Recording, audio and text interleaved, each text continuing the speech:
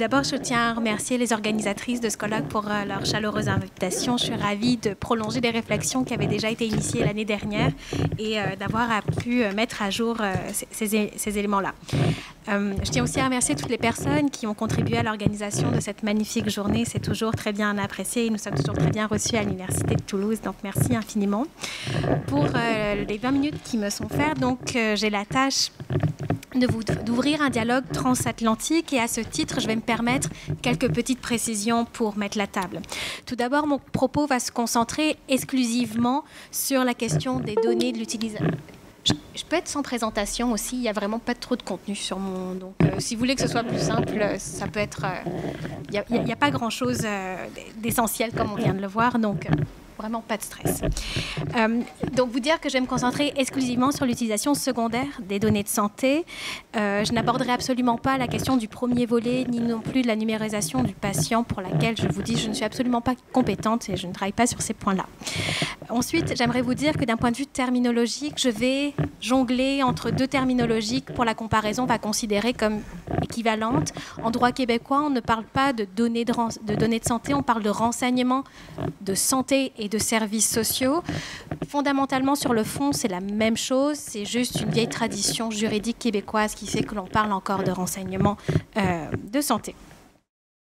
Ensuite, j'aimerais vous partager un certain petit malaise pour vous dire qu'au Québec, nous n'avons pas le niveau de maturité juridique qui est en train de se mettre en place avec l'espace européen des données de santé. Mais j'espère toutefois que vous verrez que même si qu'on a des réflexions qui sont à peu près similaires, mais qu'on va les aborder notamment par d'autres véhicules ou par d'autres moyens, peut-être à défaut du droit, l'éthique va jouer un rôle assez prépondérant. Alors, pour cette présentation... On peut passer à la deuxième diapositive. Alors tout de suite, on va rentrer avec une entrée en matière et pour cela, j'aimerais faire 2 points. Le premier point, c'est de vous dire que le Québec n'échappe pas non plus, malgré sa taille, qui est quand même un marché beaucoup plus limité du point de vue des données de santé, n'échappe pas aux réflexions sur la mutualisation sectorielle des données pour justement en optimiser une forme d'exploitation à la fois peut-être économique, on ne va pas se mentir, mais aussi sociale, mais en tout cas avec un objectif en quête d'innovation et notamment une volonté d'aller de l'avant sur l'utilisation avec l'intelligence artificielle. Comme beaucoup d'endroits dans le monde, bien évidemment, la santé va être un domaine à la fois leader et stratégique de ses aspirations. Pionnier et leader... Celui-là ? Est-ce que c'est mieux comme ça ? Okay. Pionnier et leader, car le besoin d'accéder à des jeux données volumineux et qualitatif n'est pas nouveau pour le domaine de la santé et aussi stratégique au regard des enjeux sociaux, humains qui en découlent et des perspectives, là encore, d'innovation sociale et économique. On note que, bien sûr, ces initiatives se sont largement accélérées avec l'effet de la pandémie. Le Québec a été aussi confronté avec des difficultés d'accès, justement, pour le suivi épidémiologique, ce qui a précipité un certain nombre de réflexions ici.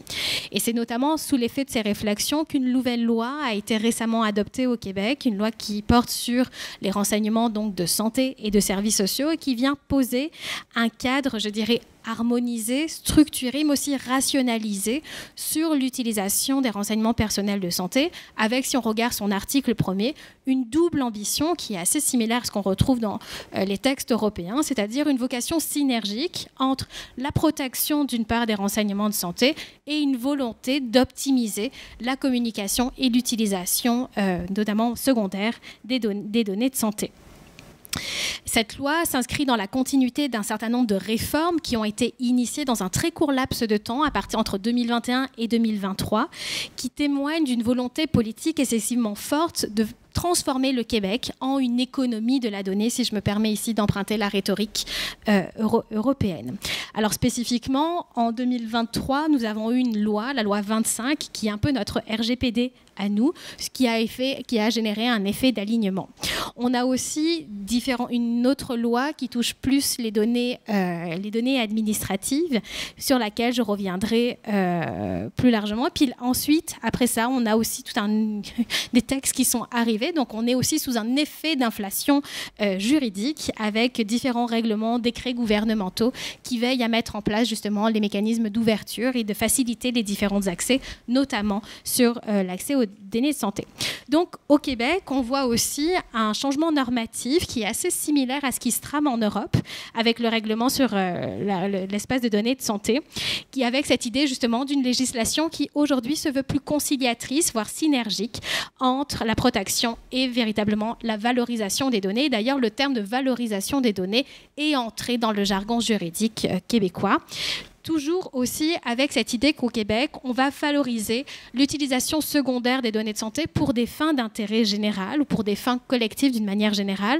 Il y a une formulation que je trouve très intéressante dans le REDS. Si je prends la dernière version, je crois que j'ai la bonne, du considérant 41 qui nous dirait « L'accès aux données de santé doit contribuer à l'intérêt général de la société ». Ce n'est pas officiellement marqué dans les textes québécois, mais c'est bien la texture ou en tout cas l'esprit avec lesquels ces textes ont été rédigés dernièrement. Vous dire aussi, je reviendrai plus largement, mais dans ces textes-là, pour véritablement favoriser l'accès justement aux données de santé, il y a un tournant qui a été pris par les lois québécoises. C'est les lois québécoises de la protection d'un renseignement des données personnelles, des renseignements de santé, même des données personnelles, reposent pour pierre angulaire le principe du consentement. Et pour justement favoriser l'accès des chercheurs, le législateur québécois a dit, pour faciliter l'utilisation secondaire, on va partager l'accès aux données sans consentement. Donc, on a mis de côté le consentement et on a substitué le consentement avec des mécanismes alternatifs de protection de la vie privée qui vont être de deux sortes, la dépersonnalisation et aussi la réalisation d'une évaluation des facteurs d'atteinte à la vie privée, à l'issue de laquelle on pourra réaliser une entente de partage. Dans le domaine des santé, on va voir ces mêmes critères-là, mais on rajoute un critère supplémentaire qui est le critère de l'opt-out, c'est-à-dire qu'on ne pourra jamais partager des données de santé sans le consentement de la personne si le patient a clairement manifesté la volonté que ces données ne soient pas participées, ce qui fait écho à l'article que la professeure Valderon mentionnait tantôt. Alors, on peut passer, ouais, merci beaucoup. Si on regarde à peu près ce qui se passe dans le cadre de l'Union européenne, le cadre québécois, ça part un peu dans tous les sens, d'une certaine manière, parce qu'au Québec, les démarches de mutualisation en matière de santé vont être à la fois multidirectionnelles et à différents niveaux. Tout d'abord, et je vais présenter ici par un ordre chronologique, d'accord, c'est pas une ordre d'importance, mais si on regarde, on a un certain nombre d'initiatives locales, ce que je pourrais dire, qui viennent à la fois du milieu hospitalier et ou du milieu universitaire. Par exemple, dans le milieu hospitalier, on a ce qui ont été appelés les centres d'accès aux données de santé, communément les CADS, qui sont des infrastructures sécurisées où des données confidentielles relatives aux soins et services de santé ou des données constituées à des fins de recherche ou de surveillance vont être déposées, manipulées, analysées, suivant des règles qui vont être prédéfinies. Ici, on peut citer des CADS qui font parler d'eux. C'est notamment le Centre d'intégration et d'analyse en données médicales qu'on appelle Citadel, qui est une initiative propre au Centre hospitalier de l'Université de Montréal, le CHUM, qui est un exemple qui a bâti un exemple justement une plateforme qui est un lac de données cliniques, administratives, de recherche aussi, provenant uniquement de ce centre hospitalier. Ce qui est intéressant avec le Citadel, c'est que de par son expérience, le Citadel est devenu aussi un centre d'expertise en sciences des données en offrant notamment un processus d'accès aux données simplifié pour des projets de recherche pour les chercheurs du CHUM notamment. Et aujourd'hui, le Citadel est aussi un acteur référent en matière de gouvernance des données de santé. En marge de ces CADS, donc de ces centres d'accès, on a plusieurs initiatives universitaires telles que Pulsar à l'Université de Laval ou encore le PARS 3 à l'Université de Sherbrooke. Alors Pulsar, pour sa part, c'est une plateforme supportant la création d'une banque de données dont l'objectif est de soutenir la découverte de nouvelles connaissances en santé durable.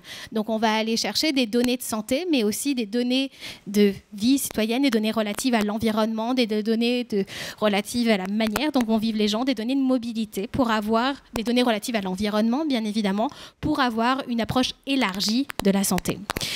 Pour l'initiative de l'Université de Sherbrooke, dont le PARS 3, pour sa part, c'est une plateforme qui vise cette fois-ci à soutenir l'émergence de systèmes de santé auto-apprenants en mettant en place notamment des mécanismes d'accès aux données des différents dossiers médicaux électroniques des participants, des dossiers médicaux qui vont être à la fois unifiés, conservés dans des espaces sécuritaires selon des règles éthiques de transparence pour soutenir à peu près des projets dans 3 domaines, dans 3 secteurs, les études observationnelles, les essais cliniques et aussi dans un but de transfert des connaissances. Alors maintenant, en marge de ces initiatives décentralisées, on va avoir des initiatives qu'on pourrait dire gouvernementales. Et dans ces initiatives gouvernementales, on va avoir notamment les centres d'accès aux données de santé de l'Institut de la statistique du Québec, qu'on appelle donc les CADRISC, qui ont été mis en place par le gouvernement du Québec pour mettre en œuvre un processus, là encore, simplifié d'accès pour les fins de recherche à certains renseignements détenus par les organismes publics. Alors ces CADRISC, ce sont des lieux de consultation sous très très haute sécurité, dans lesquels, initialement, on trouvait seulement des informations tirées des enquêtes réalisées par l'Institut de la statistique. Mais depuis 2021, parce qu'il y a eu justement un nouveau changement législatif, la quantité de renseignements gouvernementaux qui sont gérés par les CADRISC ont complètement explosé parce qu'aujourd'hui, l'ISQ est en charge de gérer des accès de banques de données d'autres organismes ou des ministères, notamment des banques de données qui sont relatives du ministère de la Santé, mais aussi de l'Éducation ou encore de la Régie de l'assurance maladie. Depuis l'année dernière, un CADRISC a été développé en milieu utilisateur, ce qui est une nouveauté. Donc, on a un CADRISC maintenant qui existe dans un CHU, le CHU de Sainte-Justine, qui est un centre hospitalier spécialisé dans la petite enfance, qui va regrouper justement des données administratives à la fois de l'assurance santé québécoise, la RAMQ, du ministère de la Santé, et ainsi que d'autres ministères qui vont pouvoir collecter des données qui sont relatives à la santé. On va retrouver aussi dans le CADRISC des données cliniques concernant la santé des mères et des enfants. Ce CADRISC-là est un schéma très intéressant parce qu'il y a une réelle volonté de rapprocher les données des utilisateurs, donc c'est-à-dire de rapprocher les chercheurs des données dans des milieux sécurisés. Dernière initiative dont il faut parler, c'est Données Québec, qui est le fruit de la politique d'ouverture des données publiques mise en place par le Québec.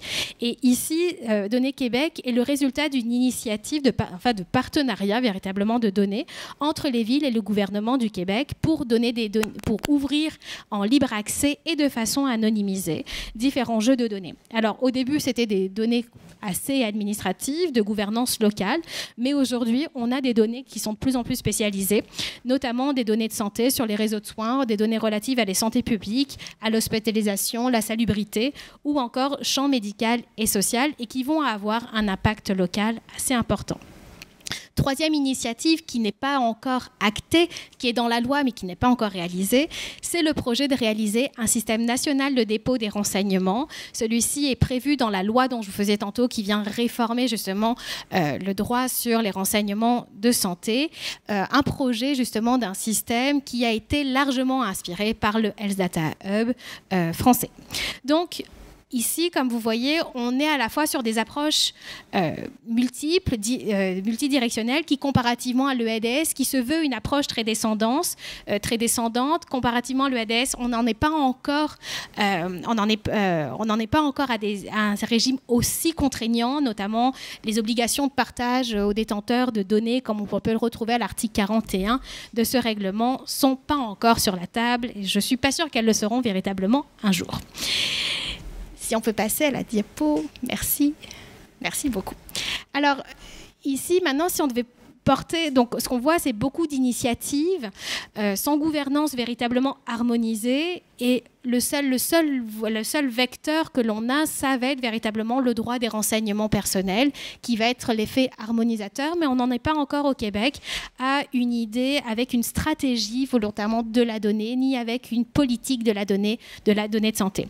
Ce qui me fait dire qu'au Québec, la gouvernance des données, dans une perspective juridique, on pourrait le qualifier comme quelque chose de hypo-juridique, c'est-à-dire où le droit n'appréhende la gouvernance des données que par ce prisme assez réduit de la gouvernance des données et sans véritablement stratégie. Le Québec, on est encore à le stade de favoriser les conditions d'accès, mais on n'y est pas encore d'arriver à ce santé-là. La gouvernance des données de santé va être quand même un domaine qui est excessivement normé, mais il n'est pas normé par le droit, il va être essentiellement normé par l'éthique, et je crois que ça en constitue un trait très important. Par exemple, dès 2017, on avait la table nationale des directeurs de la recherche du ministère de la Santé et des Services sociaux qui avait défini comme priorité l'organisation et l'accès aux données clinico-administratives et de recherche. L'un des premiers chantiers de cette table ronde, ça a été l'élaboration de principes directeurs pour assurer le fonctionnement et la gestion optimale d'un centre d'accès aux données de santé. Dans ces règles directrices, on va retrouver notamment les principes FAIR, les principes CARE, des principes de gouvernance institutionnelle, des règles de confidentialité, des exigences en matière de transparence et encore de sécurité de l'information. Ce qui est intéressant, c'est que ces règles sont précisées être comme un guide pour les organisations à laquelle les différents centres de données doivent se conformer, mais ici, les centres de données sont simplement, il leur est simplement conseillé de s'y conforter. Il n'est encore en aucun cas est une obligation. Mais si on regarde, l'intégralité de ces centres s'autoconforme volontairement à ce guide et à ces différents cadres de gouvernance. Dans ce cadre de gouvernance, donc régi par l'éthique, même si on a une volonté harmonisatrice par des entités qui ont une autorité suffisante, on voit quand même que l'un des effets les plus problématiques, c'est ce qu'un de mes collègues de l'Université de Montréal appelle le millefeuille normatif. C'est-à-dire qu'on va avoir une pluralité de normes qui vont s'adapter. On va avoir donc la loi sur les renseignements personnels, on va avoir les différents cadres éthiques qui vont varier selon le contexte ou la structure dans laquelle va se trouver les données de recherche. Puis ensuite, on va avoir les politiques institutionnelles au niveau des organisations, ce qui fait que c'est très compliqué aujourd'hui pour les chercheurs ou même pour les organisations de naviguer dans ces différentes règles éthiques et d'avoir un effet d'harmonisation aussi dans les pratiques. Donc, si on devrait encore reprendre la rhétorique européenne, on n'en est pas sur des réglementations qui bénéficient du même niveau de robustesse en termes du cadre de gouvernance. Toutefois, ça n'empêche pas quand même le déploiement de pratiques responsables. Et ici, je vais vous livrer différents constats empiriques relatifs à notre démarche, relatifs à la démarche comparative. Tout d'abord, c'est vous dire que les détenteurs de ces différentes banques de données de santé, que ce soit dans les milieux universitaires, les centres d'accès, se revendiquent et se présentent véritablement comme des fiduciaires de données pourvus d'une mission d'intérêt public et pour laquelle ils vont avoir des obligations de transparence, de reddition de comptes et d'objectifs de bien commun. Alors bien sûr, fiduciaire, c'est un héritage au Québec que nous recevons, d'accord, de la common law. La notion de fiduciaire est à peu près partout dans plein de domaines, notamment dans l'administration publique. Et c'est aussi à travers la relation fiduciaire qu'on qualifie la relation patient-médecin en common law. Donc ça fait partie de notre imaginaire québécois. Et ce qui est intéressant, c'est que cet imaginaire, pour nous, on l'intègre d'une manière éthique, mais si on regarde avec le règlement sur l'espace européen de ces données de santé, cet esprit de fiduciaire a aussi pénétré le droit européen, certainement sur l'influence du droit anglais, et notamment d'abord avec le DGA, mais si on regarde aussi les différentes dispositions dans le REDS, on voit partout des obligations de transparence, de confiance, de reddition de comptes, qui sont véritablement, qui matérialisent cette relation fiduciaire. Pour cela, je vous renvoie donc aux articles 38, 39 et 41 et 43 du règlement européen. Cette approche fiduciaire, elle est importante parce qu'elle va mettre l'emphase sur la confiance et l'acceptabilité sociale en matière d'utilisation secondaire des données de santé. Et ça, c'est un point qui est absolument majeur dans les réflexions sur la gouvernance des données de santé, dans la mesure où il en dépend la légitimité de ces différentes plateformes et que ça va aussi conditionner dans quelle mesure les citoyens vont être prêts à partager ou non leur renseignement de données de santé. Alors, en 2021, le Fonds de recherche du Québec, qui est donc l'entité subventionnaire de la recherche, avait lancé une grande campagne justement sur l'étude de la confiance et de l'acceptabilité sociale des données de santé. Et donc, depuis 2022, on a un certain nombre d'études qui ont travaillé sur cette question. Il me fera plaisir de vous en donner les différentes réponses. Mais on a vu apparaître donc un baromètre d'acceptabilité sociale, puis aussi des lignes directrices ou encore des guides pour justifier justement les niveaux de confiance et comment atteindre une forme d'acceptabilité sociale. fondamental au Québec, dans nos réflexions, d'aller chercher cette condition d'acceptabilité sociale parce qu'il y a véritablement une tension à laquelle on doit arriver à surmonter. Cette tension, elle est particulièrement forte parce qu'elle nous vient de notre propre conception de notre droit des renseignements personnels, le privacy, qui a un effet très fort et dans lesquels l'idée de contrôle est assez majeure. Tension parce que nos données personnelles sont évidemment pourvues d'une dimension individualiste et aujourd'hui, on essaye d'entrer dans une dimension plus collective en considérant que nos données personnelles peuvent avoir justement un effet important du point de vue de la société. Donc, il faudrait en libérer l'ouverture pour pour libérer le plein potentiel en recherche et innovation. Et ça, conceptuellement, c'est assez difficile d'un point de vue juridique parce qu'on est véritablement en train de changer toute une culture juridique derrière l'approche des données de santé. Et c'est là où aussi, quand on a cette idée d'approche fiduciaire, qu'on met l'emphase sur la confiance et l'acceptabilité de la loi, on voit donc les limites de la loi, du part de ses origines théoriques, mais aussi qu'on voit de manière assez simple, c'est-à-dire que ni la confiance ni l'acceptabilité sociale ne sont au cœur du tout des priorités des renseignements personnels. Les lois de renseignement personnel, ce sont des lois de protection. Leur titre est formulé comme tel, c'est de la protection. Et d'ailleurs, même dans les réformes qu'on a eues, aucun mot de confiance ni d'acceptabilité sociale n'ont transparu dans ces textes-là. Donc ici, on voit que c'est une différence qui est quand même assez notable avec le droit de l'Union européenne qui a fait de la confiance un élément fondamental. Parfait. Je m'accélère. OK. On doit être à peu près par ici. Mais cette quête de confiance et d'acceptabilité sociale, elle est en train de se renouveler quand même et invite le droit à poser un certain nombre de questions. Et dans la réflexion sur le droit, déjà, ce que l'on voit aussi, c'est que d'un point de vue sous l'influence de la pratique, on est en train de changer de regard, de qualification sur la notion de données. On est en train de décentraliser de la notion de droit de renseignement personnel pour davantage regarder la relation sous-jacente à la donnée. Et ça permet de faire référence à des travaux qui ont été menés au TEDAH, de Data as Relationship, qui montrent justement comment aujourd'hui la donnée doit être, surtout particulièrement la donnée de santé, doit être moins considérée comme un droit, mais plus dans une relation